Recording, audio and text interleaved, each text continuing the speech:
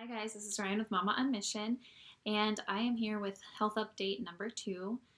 It's only been about 2 weeks since I updated you last, but it's been 3 weeks since I kind of figured out what I wanted to do and did it, and it didn't work, guys. I had a great start, a great first couple weeks. Then I'm looking at my notes here so I don't get off track. I kind of fell off the wagon a little bit. After that 3 pound weight loss, I ended up going out of town and being with family and all the temptations that arise there as far as food goes. And then, but I started this just as an experiment to see if, a month of trying by myself, doing what I know I needed to do, if I could get back on the right track um, to reclaim my health. And it didn't work. 3 weeks in, I was just like, okay, no, we've got to do something better. I did realize that during this 3 weeks, I've got to get to the root of the problem. I know what I need to do physically as far as workouts go. I know what kind of foods I need to eat and not eat and how often I should eat them. I got all that because I've lost weight before and I've gotten in shape before, and I know all those things. But where I fell off the wagon, I've started to see that it's because there's a deeper issue. And my fail days, the days that I knew I was not doing what I needed to do, which is why I stalled at the 3 pound weight loss mark, were because of one, Halloween candy. Okay, I'll just get real honest here. We went to like an early Halloween thing the weekend before Halloween and brought candy home, and then obviously got more on Halloween. And I didn't like sit and like binge on it, but it was there. And I'll tell you right now, like, I'll pass on the cookies and I'll pass on the cake and I'll pass on all these things. But candy, it's kind of my downfall. So like, I'm glad to report that like the last few days I've been much better. It was just those first few days of it being in my house, and I was just like, I can't not partake in this. And so that was my first problem, and that to me reflects a lack of self-control within myself, not just in the area of fitness and health, but in just in everything. And I have got to figure that out.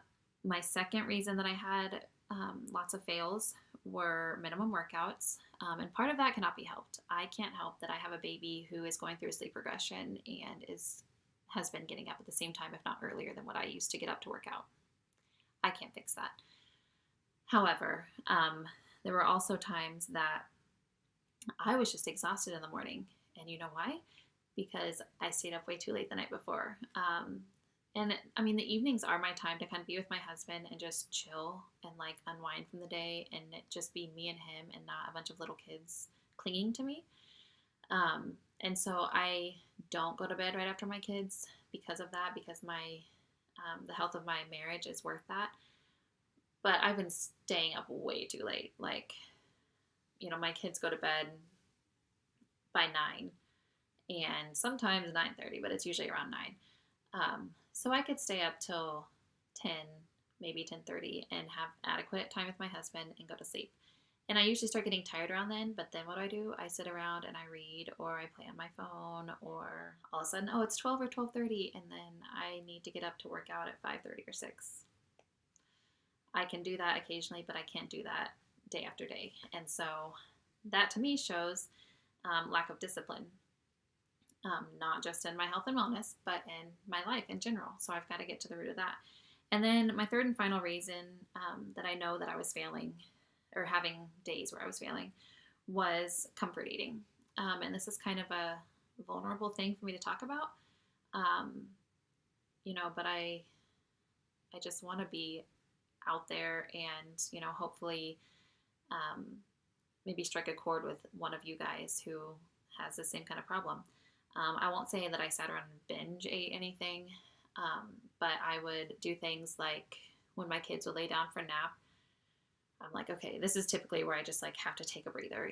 My big guys are laying down reading, my little guy's taking a nap, and I just need to like sit and be for a second. And I know a lot of you can relate, but instead of just taking a minute and then getting back to work, doing what I needed to do, And then praying on the bad days if I really needed that extra boost. On those days, I would think, oh my gosh, I'm just overwhelmed. I've got to sit down and then let me have some candy too. Or let me make a cup of coffee. Or let me, and a little bit of those things is fine. I'm not saying that. But I was seeking comfort in things and not in God. So that is also one of the 3 issues that I've got to get to the root of before I can actually see physical differences in myself. So all of that to say, we're going back to RevWell. I, started that, made it through, I don't remember how many weeks, 3, maybe 4 weeks of it.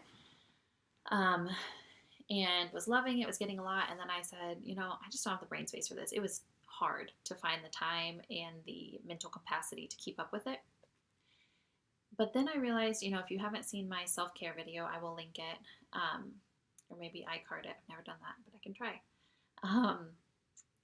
I started thinking about self-care and what I can do to actually better myself. And then after just seeing the results of my winging it and trying to do what I need to do, and failing, I realized, yes, this is going to take a lot of brain space. And yeah, right now I don't have it, but I've got to find a way to get it because it's important to me. Because the wellness revelation is all about, your mind, your body, and your spirit are all interwoven. And if you're lacking in one area, you're going to be lacking in the other. They all depend on each other. I'm kind of suffering in all the areas a little bit. And I've realized that while I do need to take control of my health, that's not going to fix the other things, and vice versa. I've got to kind of work on them all together. So the only thing that kept coming back to my mind was to start this again. So I've got to work that headspace in there because it's not just going to appear. I'm not just going to wake up tomorrow and have an extra hour in my day. It's not going to happen, despite what daylight savings time would tell you. And so what I'm going to do is the chapters that I've already done, I'm going to kind of just reread them, and all my journaling that I've done, 'cause you're supposed to journal throughout it, I'm just going to kind of edit that and add to it if I need to. And then I'm going to, once I get to the part that I haven't done yet, then just hit it full force. And they say not to work out. I think it's for the first 3 weeks. You're not really supposed to work out. But seeing that process and why they said that, I get that. But I think I need to. And I'm not talking anything crazy, but just moving my body a little bit more. And, to create that time and that space, there's not any one thing that I can just drop and say I don't need to do that anymore, because I'm in a season of life where I'm just busy and I've got to do all these things. But I can steal moments here and there. And I can ask for help. And I kind of always had this thought process of, my husband needs to come home and the house needs to be clean and the homeschool needs to be done and dinner needs to be almost ready in order for me to call the day a success. And that's just not reality, guys. And some of you are probably laughing at me like, wow, you had high expectations. And some of you may be like me and think, yeah, that's a successful day.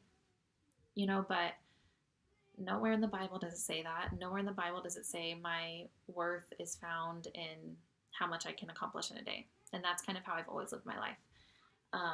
So do I need to try to have those things done? Yes, of course. But they're not always all going to be done. And I can't wait for all 3 of those things to be done perfectly, or all the however many things I have to do that day, and then save my health for last. That just can't happen. So if my husband comes home and let's say most things have been done, but hey, I haven't gotten to the vacuuming. Would you mind vacuuming for me? Or, he's going to do it. I mean, he's not some demanding guy. He is a lot more forgiving of me and a lot more gracious to me than I ever am of myself. So I'm going to try to practice asking for a little bit of help just to ensure that I get my RevWell reading done and the workouts done, and that I'm just taking care of me a little bit better, and not in a selfish way, not in a I'm going to go get manis and petties and whatever, go shop for clothes, but just make sure that, my mind and my body and my spirit are okay too. So that was kind of a long-winded update, but I don't know exactly how often I'll check in. Um, Probably not weekly, maybe every other week or once a month. I'll try to at least do it once a month. And if you guys, have any questions or if you just want the accountability, I'm on MyFitnessPal. If you want to join me on there, I can give you my information there. If you just want to talk in the comments or direct message me, whatever it is. I mean, I'm here to, yes, use you guys as accountability, but I want to help you too if that's something you want. So I thank you for watching, and I will talk to you next time. Bye.